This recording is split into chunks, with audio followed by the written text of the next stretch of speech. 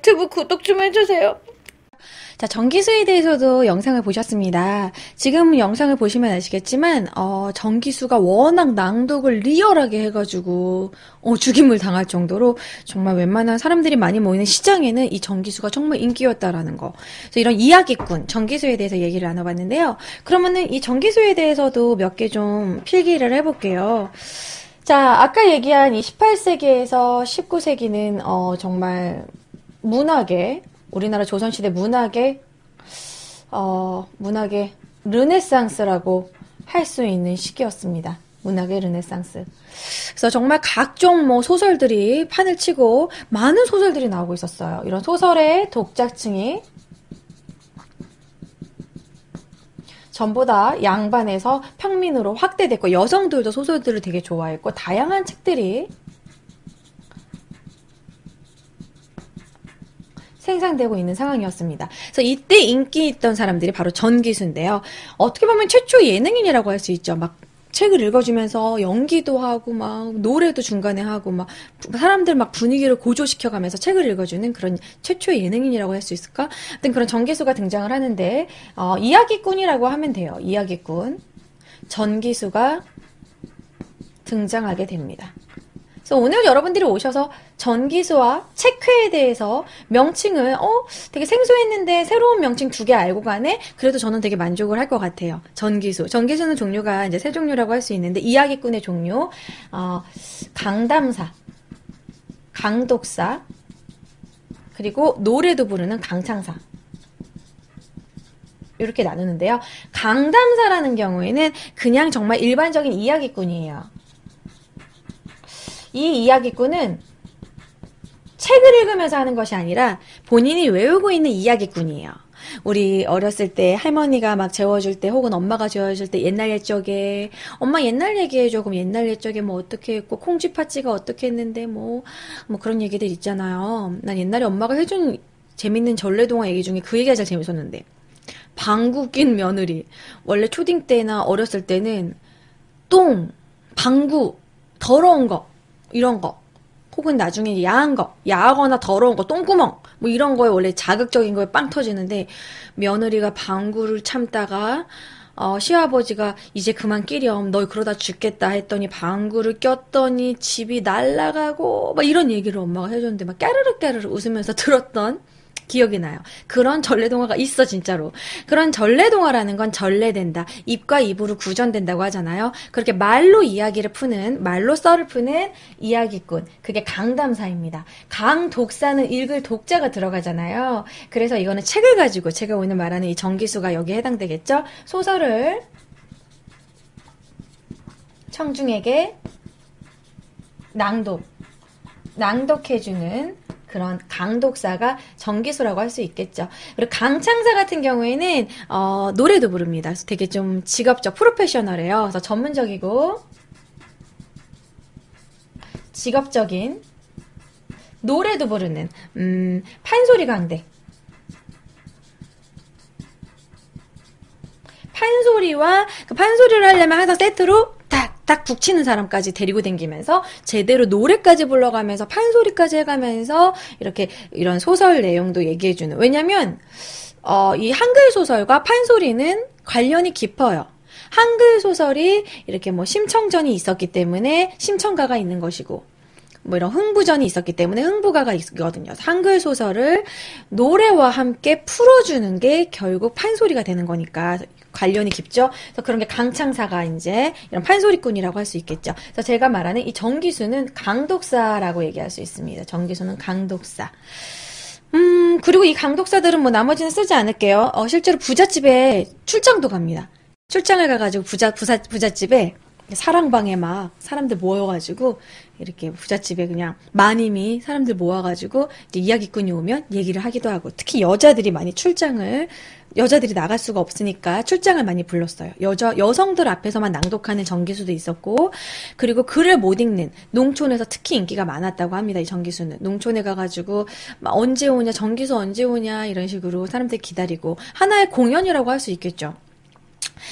그래서 제가 막 이런 전기수에 대해서 알아보다 보니까 최근에도 현대의 전기수를 국가적인 차원에서 이렇게 계속 양성하고 있더라고요. 문화체육관광부랑 그 한국국학진흥원에서 할머니들을 가지고 2016년에 활동한 제7기 아름다운 이야기 할머니를 뽑고 있다고 하더라고요. 이게 2009년부터 했대요. 그러니까 할머니들이 아이들한테 옛날 얘기해주는 그런 전기수, 뭐 이런 식으로. 할머니 전기수들, 이런 것들도 뽑고 있다고 합니다. 사실 어린아이들한테 옛날 얘기를 할머니들이 막 풀어주는 거 되게 재밌잖아요. 그래서 실제로 어린이집이나 유치원에서 그런 국가에 그런 등록된 할머니 전기수도 있다고 합니다. 아무튼 그런 얘기들을 이제 나누고 전기수와 오늘 책회에 대해서 배워봤어요. 근데 그렇다면 오늘은 조선 후기 서민문화에 대해서 얘기를 나눠봤는데 그렇다면 요즘의 서민문화라고 한다면 어떤 게 서민문화일까요? 요즘에는 이런 명칭을 쓰죠. 많은 사람들이 이용한다. 대중이 이용한다 해서 대중문화라고 하죠. 대중문화. 나 판사 안 할래. 그것도 좌우반전해야 돼. 그냥 말로만 할게. 대중문화. 여러분, 대중문화는 뭐라고 우리가 풀어서 얘기할 수 있을까요? 대중문화. 우리가 지금 이렇게 아프리카 TV, 그냥 일반 TV, 라디오, 주로 스마트폰, 영화 이런 대중문화. 대중문화라는 거는 대중이 이용하는 게 대중문화죠. 쉬워요. 대중이 형성하는 다수가 이용하는 문화를 대중문화라고 할 수 있습니다. 대중문화. 대중문화의 특징을 얘기한다면 대중문화는 좀 획일적인 거 있죠. 획일적인 거. 대량 생산하고 대량 소비하기 때문에 되게 다분히 상업적이에요. 대중문화에서 광고를 떼고 말할 수가 없어요. 광고들, 카피라이터, 뭐 이런 광고들 되게 상품화되어 있고, 아프리카를 여러분들이 보더라도 큐피 없으면 광고를 보고 봐야 돼요. 이 밑에 뭐 광고 같은 게 항상 떠요. 광고가 있어야지만 또 이런 매스미디어 업체가 또 계속 돈을 벌 수 있는 거고, 광고와 되게 밀접하게 되어 있어서 상업적이에요. 그리고 대량 소비, 대량 문화적이기 때문에 대량 생산, 대량 소비적이기 때문에 획일화가 있고, 그리고 대중문화는 여러분 고급일까요? 저급일까요? 대중문화는 저급하다 하면 왠지 발끈하고 싶지만 대중문화를 고급 문화라고 하기는 힘듭니다. 왜냐면 예를 들어서 제가 막 고급 단어를 막 사용을 하고 영어로 갑자기 방송을 한다던가 막 고급 한문으로 사용한다던가 그런다면 저도 그렇게 하기 힘들 거고 알아듣기 힘들 거예요. 그래서 대중문화는 사실 고급도 아니고 저급이라고 하기도 어렵지만 중급이라고 할 수는 있겠지만 사실 대중문화는 점점점 약간 저급화되려고 하는 그런 경향이 그쪽으로 빠질 확률이 높죠. 그리고 좀 요즘 대중문화의 문제점은 뭐가 있을까요, 여러분? 채팅창 보면서 좀 같이 얘기를 나눠봐요. 오늘은 좀 토론? 거창하게 말하면 토론? 좀 이야기를 많이 나눠보고 싶었어요. 저급이지만 유행에 따른 소비를 동반한 문화. 그 말도 맞는 것 같아요. 맞아, 유행을 많이 따라요. 왜냐면 이 대중문화는 아무래도 이런 대기업이 좀 주도해가지고 상수를 좀 써요. 뭐 빼빼로데이라던가 발렌타인데이 이런 상수를 이용해서 뭐 초콜릿을 파게 하고 빼빼로를 많이 사게 한다던가 아니면 그런 유행하는 옷. 연예인을 통해서 어떤 옷을 유행하게 해가지고 그 옷이 잘 팔리게 한다던가 실제로 드라마에 어떤 연예인이 입고 나오면 그 드라마의 PPL을 이용해가지고 이제 막 무슨 뭐 드라마에 나온 킬미일미에 나온 옷, 지성 옷, 뭐 누구 연예인 옷 이런 게 유행을 하잖아요. 전지현 별에서 온 그대 나올 때 전지현 야상, 김수현 야상, 전지현 립신로랑 나도 샀어.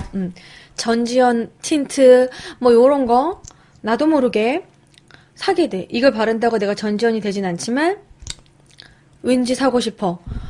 그리고 심지어 여자 연예인들 그 머리 스타일까지 따라하고 항상 망치곤 하죠. 막 왠지 연예인이 단발머리 하면 나도 단발머리 하면 이쁠 것만 같아. 제가 예전에 아주 어렸을 때 최지우의 그 겨울연가의 최지우 머리 따라했다가 머리 완전 버섯머리 되고 울고 그랬거든요. 이게 뭐야? 막 그랬었는데 한 번씩은 해보는 여자들의 흔한 실수죠. 그러니까 그런 식으로 기업이 주도하는 그런 상술에 꾀임에 빠지기 쉬워요. 그리고 야한 의상. 맞아. 독수리님. 옷을 입었는지 벗었는지 모를 정도의 야한 의상. 야한 의상은 드라마보다는 아무래도 걸그룹이라던가, 어, 가수들이 많이 나오죠. 나 최근에 가인의 뮤비 보고서 문화 충격을 느꼈어. 와, 이거 어린애들이 보면 어떨라나. 이것이 진정한 쩍벌이구나. 정말 야하더라고요. 이번 가인 뮤비 봤는데 주로 의상이 계속 빤스야. 계속 수영복을 입고 춤을 추는데 스타킹도 살짝 흐린 거 신어가지고 쩍벌춤에다가 계속 누워있어. 그리고 엉덩이를 들썩들썩 막. 와우. 그래서 내가 이거 보면서 와 이거 방송에서 나 가인 춤 춰달라고 그러면 이걸 어떻게 춰야 되나? 이건 뭐 어떻게 소화를 해야 되나? 그 전에 내가 야하다고 생각했던 그 누구지? 그 누구야? 솔로로 나와서 성공한 선미. 선미는 저리 가라더라고요. 그러니까 약간 선미가 좀 춤을 약간 좀 예술성 있게 막 추려고 했던 그런 시도 그거를 이제 가인도 이어받은데 현아부터 해가지고 그래서 요즘 너무 그 자극적인 게 점점점 세진 것 같아요. 언니 주제 바꿔요. 그러니까 사실 그러니까 이런 대중문화의 선정성 이것도 하나의 대중문화의 폐해라고 할 수 있습니다. 사람들이 잔인하거나 야하거나 이런 거에 영향을 받으니까요. 그것은 아프리카 TV에서도 시청자 수로 나타나죠. 제가 만약에 옷을 찢어서 요 정도까지 파이게 하고 그래봤자 뭐 보여줄 건 없겠지만 내가 되게 막 야하게 막 채찍질 한다던가 막 그렇게 만약에 내가 방송을 한다면 나는 너에게 채찍질하는 선생 세디스트 한국사 막 이런 식으로 막 하면 아마 시청자 수 폭발할 수도 있어. 내가 캐두만 의상을 입고 너 틀렸으니까 채찍질 당해 막 이러고 곤장 대신 채찍질 막 이런 거라던가 뭔가 좀 자극적이고 선정적으로 한다면 시청자 수가 폭발하는 그런 거는 아프리카 TV뿐만이 아니라 공중파에서도 먹힌다라는 거죠.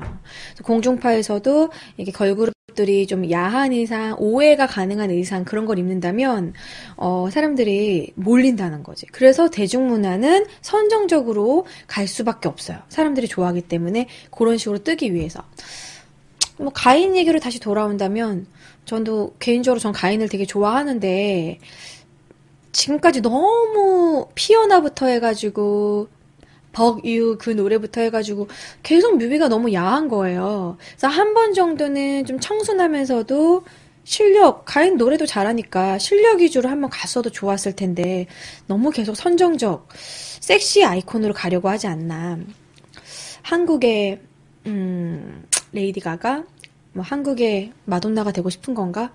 그런 생각도 드는데 그리고 또 만약에 앨범이 나오면 야한 게 있으면 조금 안 야하고 귀여운 쪽으로 가도 좋을 것 같은데 파라다이스 로스트인가? 그게 너무 야했다면 애플은 조금 귀엽게 가도 좋았을 텐데 애플에서도 여전히 빤스 차림으로 빨간 빤스 차림으로 계속 나오더라고요. 그래서 너무 안타까운 것 같아요. 컨셉이 그런데 어떻게 바꿈? 컨셉을 좀 다양하게 바꿀 수는 없는 건가? 계속 섹시로 가면 한계가 있지 않을까? 언제까지 벗을 수도 없고. 남자 20명의 뒤태는 꽤 괜찮았어요. 그 남자들 뒤에서 꿈틀꿈틀 뭐 하는 거지? 막 집중해서 봤는데 뭐 하는 거지, 뒤에서? 어쨌든 남자분들의 뒤태는 괜찮았습니다. 등 근육. 어쨌든, 이런 대중문화에 대해서 얘기를 나누다가, 뭐 요즘 최근에 본 제가 가인 뮤비에 대해서 얘기를 나눠보게 됐네요. 그리고 제가 어저께 이런 매스미디어의 횡포에 대해서 어제 여실히 느꼈어요. 그 매스미디어라는 거는 이런 TV, 라디오, 그런 각종 이런 것들, 대중매체를 매스미디어라고 하는데 이 매스미디어를 국가가 조작을 하게 된다면 우리는 눈 가리고 아웅하는 식으로 국가가 조작하는 대로 끌려가게 되거든요. 이런 정책을 전두환 때 3S 정책이라고 해가지고 실제로 펼친 적이 있어요. 이때 영화 사업을 많이 풀어줘가지고 이때 많은 야한 영화들이 나왔습니다. 뽕, 에마 부인, 다리와 무릎과 무릎 사이, 그런 것들, 무흐한 그런 거. 그리고 실제로 봐도 영화가 무흐해. 그때 당시 치고 파격적이야. 그런 것들. 그럼 스크린, 그리고 스포츠. 자, 80년대에 엄청나게 야구가 부흥했었죠. 3S, 그리고 영화, 그리고 마지막 S는 여러분 아시는 SES, 야한 영화, 그런 것들이 이제, 이런 국민들이 그쪽에 막 신경 쓰다 보면은 정치에 신경을 안 쓰는.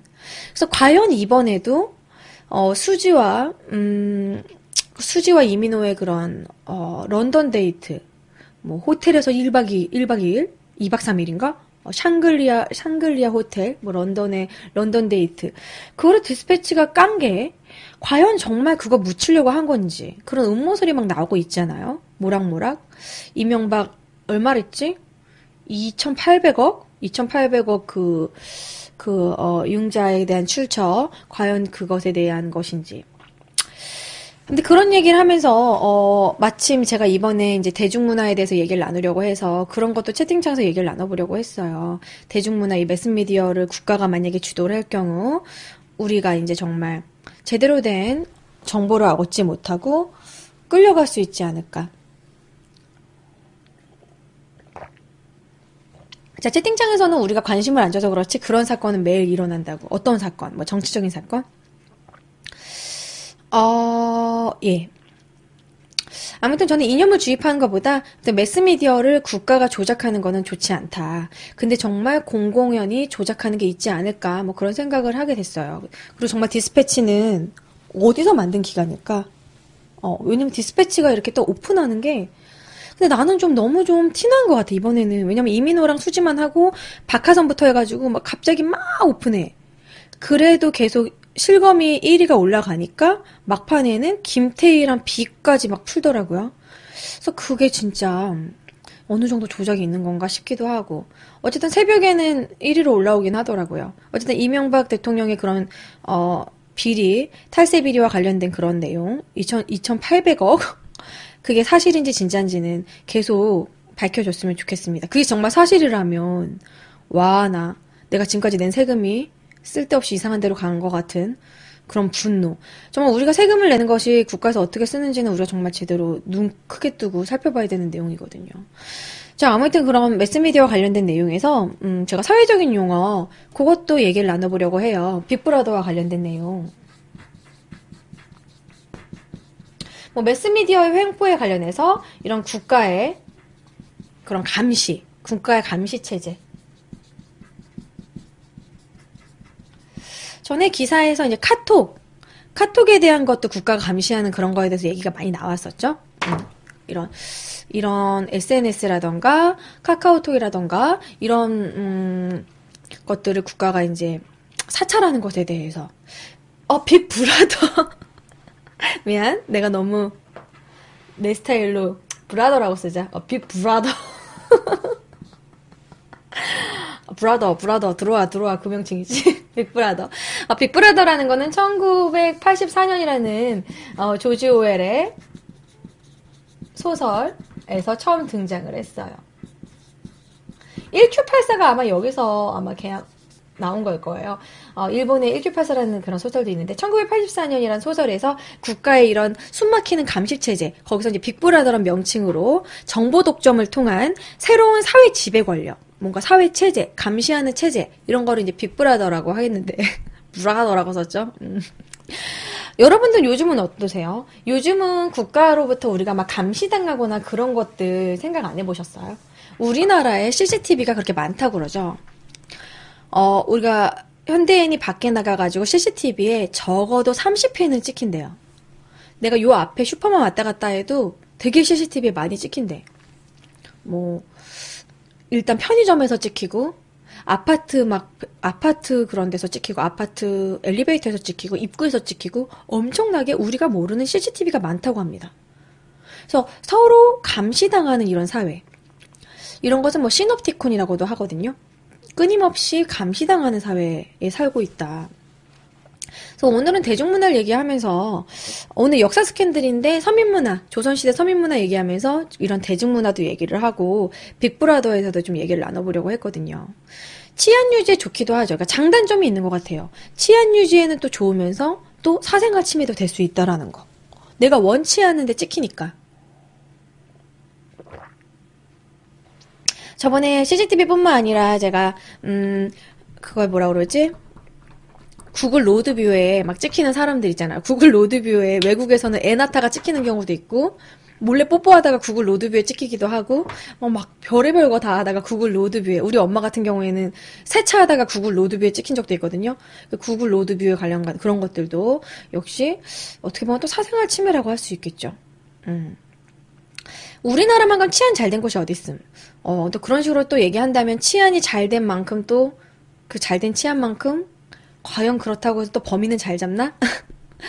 아무튼 CCTV가 물론 있어야지 치안이 좋죠. 그쵸? 근데 장단점이 있는 것 같아요. 사생활 침해 문제는 계속 이어지는 거고. 힘 있는 사람은 모든 걸 다 볼 수도 있을 듯. 그러니까 그런 얘기에서 제가 빅브라더 얘기를 한 거예요. 국가는 마음만 먹으면 한 사람의 그런 일거수일투족을 다 사찰할 수 있다라는 거. 이런 거를 얘기하면서 그 영화를 생각하면은 이해가 빠르겠네요. 여러분, 트루먼 쇼라는 영화 보셨어요?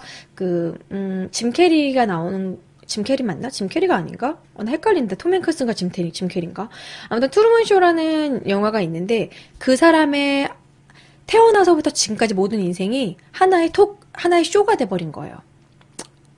짐 캐리 맞죠? 그러니까 그 사람은 그냥 나는 이 세상이 일반 세상인 줄 알았는데 내 주변에 있는 사람들이 다 연기자였고 나는 하나의 큰 토크쇼처럼 내 인생을 방영하고 있었다라는 거야. 나는 속고 있었다는 거야. 완전 반전이죠. 근데 정말 요즘에 예능들 보면은 아빠 어디가라던가 뭐 슈퍼맨이 돌아왔다 이런 리얼리티가 대세잖아요. 그런 리얼리티가 점점 과해지다 보면 정말 하나의 트루먼 쇼가 나올 수도 있다라는 거죠. 제가 예전에 영국에 갔을 때 그 예능 이름이 빅브라더였어요. 이런 빅브라더, 감시체계, 이런 빅브라더라는 예능이었는데, 그런 게 결국 우리나라에도 살짝 비슷하게 나왔어요. 룸메이트로. 이거 언젠가 우리나라에 나오겠네 싶었는데, 요즘에 룸메이트로 나왔는데, 룸메이트는 좀 어느 정도 각색을 하고 좀 그런 것 같은데, 외국은요, 정말 그대로 다 보여줘요. 화장실 가서 용변 보는 것까지 보여주고, 그 중에서 몇 명이 눈 맞아가지고 어느 방에 가서 못한 행동하는 것도 다 보여줘. 그냥 정말 실시간 오픈 CCTV야. 그러니까 그런 컨셉으로 우리도 이제 룸메이트를 만든 건데 그런 빅브라더라는 예능이 엄청나게 인기를 얻었고, 그러니까 그 중에서 가장 사회성이 높고 인기를 얻은 빅브라더를 뽑아서 그 사람에게 상금을 주는 뭐 그런 식의 예능이었어요. 까리아다님 팬가에 감사합니다. 그래서 우리나라도 이런 식으로 가다 보면은 언젠가는 그런 게 나올 수도 있어요. 그리고 치토스인가 그것도 막 실시간으로 막 정말 이혼하려고 하는 그런 사람들 불륜의 현장을 실제로 잡는 그런 리얼리티 가 있거든요. 그 치토스 그 사회자가 어떤 사람 칼빵 맞기도 했어요. 칼 맞기도 했었어요. 막 되게 약 올리거든. 지금 이게 뭐 하는 짓입니까? 이런 식으로. 재미 많이 보셨어요? 막 이런 식으로 약 올려요. 불륜 현장에 가가지고. 근데 그런 게 엄청난 또 꿀잼이지. 치터스라는 그런 프로그램 저도 즐겨봤었는데, 그런 외국에는 이미 그런 게 있다라는 거예요. 그리고 제가 외국의 예능 중에 되게 또 쇼킹했던 게 뭐였냐면, 그 영국 건가 미국 건가 모르겠는데, 헷갈린다. 되게 무모한 도전을 시켜. 되게 잔인하거나 징그럽거나 할 수 없는 되게 더럽거나 그런 도전을 시키고 도전의 강도가 점점점 세져. 그 대신 그거에 대한 상금이 세져요. 그래서 뭐 제가 기억나는 거로는 커플이 그 빼빼로 게임 같은 거를 바퀴벌레로 옮기는 그런 거라던가 어떤 여자가 욕조에 이렇게 누우면 애벌레를 푼다던가 뭐 그리고 눈 가리고 썩은 음식 같은 걸 먹는다던가 그리고 되게 차가운 물에 들어가가지고 잠수해가지고 뭐를 가져오고 뭐 그런 거 있어요. 그런 미션 게임이에요. 그게 피어팩터인가? 제목 잊어먹었어요. 그런 것들이 있더라고요. 그래서 아무튼 이런 예능들이 나중에는 우리나라에도 비슷하게 분명히 생길 거라는 거지. 왜냐면 TV는 계속 자극적이고 뭔가 독특한 거를 계속 노리고 웬만한 거는 다 시도한 거기 때문에 새로운 시도를 계속 하기 때문에 심지어는 이제 TV도 이런 아프리카 TV 개인 방송 1인 미디어 이런 거에 이제 이제 집중을 하고 뭐 마이 리틀 텔레비전 이런 식으로 해가지고 막 만들기도 하잖아요. 이득팔님 감사합니다 팬가입. 그래서 요런 것들이 이제 나오지 않을까. 그래서 이런 식으로 되다 보면은 대중문화는 더욱더 자극적이고 선정적으로 갈 수밖에 없지 않나. 그래서 아프리카 TV도 막 공중파에서 자극적이다 선정적이다 하고 많이 막 되게 때리잖아요. 근데 공중파도 만만치 않아요. 근데 이제 아무래도 개인 방송이기 때문에 청소년들이 봤을 때 위해하다, 이거를 뭐 막을 방법이 없다, 이런 식으로 많이 저기 때리는 것 같은데, 최근에는 심지어 제가 좋아하는, 개콘을 되게 좋아하는데, 개콘의 허한나가 막, 뭐지? 허블리맘? 이러면서, 별풍선 많이 써주세요. 뭐, 빵야, 막 이러고, 엄지척! 이러면서, BJ를 이렇게 풍자하는 그런, 걸 하더라고요. 내가 너무 깜짝 놀랐어. 제가 이제 주말에 맥주 한 캔 먹고 과자 먹으면서 그냥 개콘을 스쳐가다가 내가 BJ니까 깜짝 놀랐어. 그래서 뭐야? 두근두근 사랑해요 나오는 거 아니야? 이러면서 내 유행어도 나오는 거 아니야? 막 이런 생각을 했는데 일반 분들이 보시는 BJ들의 그런 시야가 저렇구나 해서 좀 약간 씁쓸하더라고요. 나는 나름 열심히 한다고 했는데 남들이 봤을 때는 저렇게 비춰질 수 있겠구나. 물론 저도 막 방송에서 춤도 춘 적이 있고, 막 노래도 부르고, 막 애교도 부리고, 남들이 보기에 오글오글한 행동 저도 많이 했거든요. 그래서, 되게 BJ들을 저런 식으로 본단 말이야. 그래서 좀 씁쓸한 마음이 생기면서, 앞으로 좀 더 좋은 콘텐츠로 해봐야겠다. BJ들 욕 안 먹는 콘텐츠를 한번 고안해봐야겠다. 근데 사실 뭐 공중파도 사실 뭐 개콘도 뭐 노잼이다 뭐 개콘 뭐 어떻다면서 다 어떤 프로든 욕 먹는 거는 다 있어요. 그런데 제가 놀란 부분은 이렇게 아프리카 TV가 사람들이 많이 아는구나.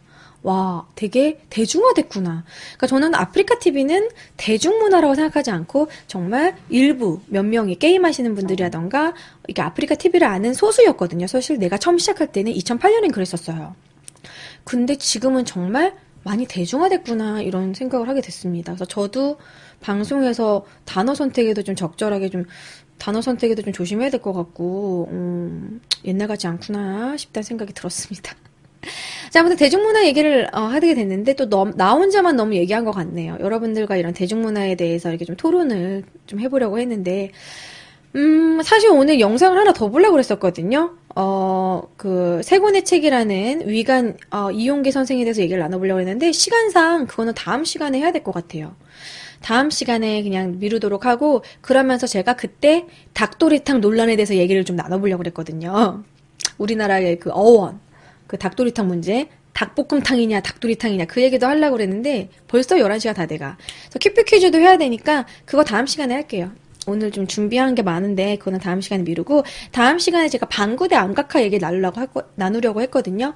방구대 암각화를 보면서 뭐 이런 구석기, 신석기, 청동기 얘기도 좀 나누고 그리고 방구대 암각화에 그려있는 그런 우리 옛날 사람들의 세계관에 대해서 얘기를 나누고 그때 세 권의 책도 같이 해보도록 하겠습니다. 오늘 황건적인 안에서 교육하시는 그거는 금요일이에요. 화요일은 역사 스캔들이라고 그래가지고 그냥 역사 얘기 쉽게 얘기 나누는 그런 시간입니다. 그리고 준비한 영상, 서민문화에 관한 영상 한 개 더 틀어드리도록 할게요. 요거 제가 준비를 했는데 세 권의 책은 다음에 보고 오늘은 요거를 보도록 하겠습니다. 영상을 같이 봤습니다. 사실 생각해보니까 중간중간에 제가 막 보여드릴 게 되게 많았는데 정기수의 모습 이런 거 보여드리려고 했었거든요. 이야기 장사 정규현 씨 이런 거 약 30여 권의 고대 소설을 줄줄이 외고 있다고 하는 공주아시아 1인 국제 참가의 장화홍련전을 선보였다는 실제 정기수 찾아서 보여드리려고 했고요. 그리고 요즘에 베비장전을 실제로 정말 오페라로 이렇게 재현하는 경우도 있어요. 올해 1월에 했던 베비장전. 그리고 제가 책회에 관련해서 막 이렇게 여러 가지 인터넷에서 찾아보고 자료 찾아보다 보니까 이 책회와 관련된 거를 드라마화하는 웹툰도 있더라고요. 밤을 걷는 선비라고 저는 아직 안 봤거든요. 밤을 걷는 선비라고 이게 책회로 여장 남자로 이제 책회로 활동을 하는데 어떤 선비를 만났는데 조선 뱀파이어물이라고 합니다. 내가 뱀파이어물 완전 좋아하는데 드라마로 나온다고 해요. 이 남자 주인공을 뭐 김수현으로 하네 뭐 그랬는데 아무래도 이준기가 할 것 같다고 하던데 그 드라마로 나온다고 합니다. 그리고 민화도 몇 개 찾아놨었어요. 단원 김홍도의 송화맹도. 요게 송화맹도고 그 옆에 있는 것이 미나로 표현된 호랑이 그림인데요. 옆에 그림이 되게 특이해요. 약간 피카소 같은 느낌으로 등짝 부분이 이렇게 갈라져 있고 옆모습과 앞모습을 동시에 그렸어. 그러니까 좀 민화는 김홍도 같은 경우에는 아무래도 양반 출신이고 이렇게 좀 이렇게 원래 구도라는 게 있잖아요. 이렇게 구도 좀 정적인 구도랄까?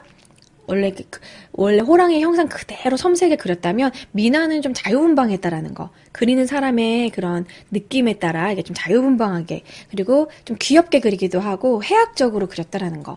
그래서 실제로 호랑이를 되게 많이 그렸는데 호랑이 민화를 보시면 첫 번째 그림도 호랑이인데요. 고양이 같죠? 그리고 두 번째 도자기에 그리는 호랑이 보시면 얼굴이 되게 귀여워요. 동글? 이렇게. 민화는 좀 이렇게 개성이 강하다라는 거 보여드렸고, 그리고 한문소설인데도 이렇게, 뭐라 그래. 비판적이었던 호지를 제가 준비를 했는데요. 자, 읽어드리도록 하겠습니다. 내용이 참 재밌어요. 어느 고을에 벼슬을 좋아하지 않은 선비가 있으니, 내가 정기수처럼 읽어야 되는데, 맛깔나게 어느 고을에 벼슬을 좋아하지 않는 듯한 선비가 있으니 그의 호는 북각선생이었다. 나이 마흔에 손수 교정한 글이 1만 권이며 경전의 뜻을 설명하여 엮은 책이 1만 5천 권이었다. 그 고을 동쪽에는 동리자라는 과부가 살았는데 수절하는 과부였으나 아들 5의 성이 각기 달랐다. 왜 달랐을까? 왜 달랐을까? 어느 날 밤 둘이 같은 방에 있으니 그 아들들은 어진 북각 선생이 밤에 과부를 찾아올 일이 없으니 여우가 둔갑한 것이라 여기고 잡으라 하였다. 북각 선생이 놀라 도망치다가 벌판의 거름 구덩이에 빠지고 말았다. 그러니까 이 북각 선생이 되게 막 고고하고 선비인데 그 과부를 몰래 찾아왔고 심지어 그 과부는 수절하는 과부인데 분명히 수절했다고 했어. 수절하는 과부인데 반전이 있어. 아들 5의 성이 각기 달라. 그러니까 이런 식으로 막 풍자를 하고 비판을 했다라는 거죠. 양반을 비판하고 막 그런 풍자 이런 성적인 부분도 약간 풍자한 박지원의 호지를 보여드렸습니다. 박지원은 이거 말고도요. 뭐 양반전이라던가 그리고 매전매석 나오는 그거 있잖아요. 허생 나오는 허생전 뭐 이런 것들 보면은 박지원은 한문소설인데도 불구하고 내용 자체가 정말 되게 재밌어요. 그래서 그때 당시 사회를 엄청나게 양반을 비판하고 사회를 비판했다라는 거. 아무튼 그래서 오늘은 이런 서민 문화에 대해서 얘기를 나눠보도록 했습니다.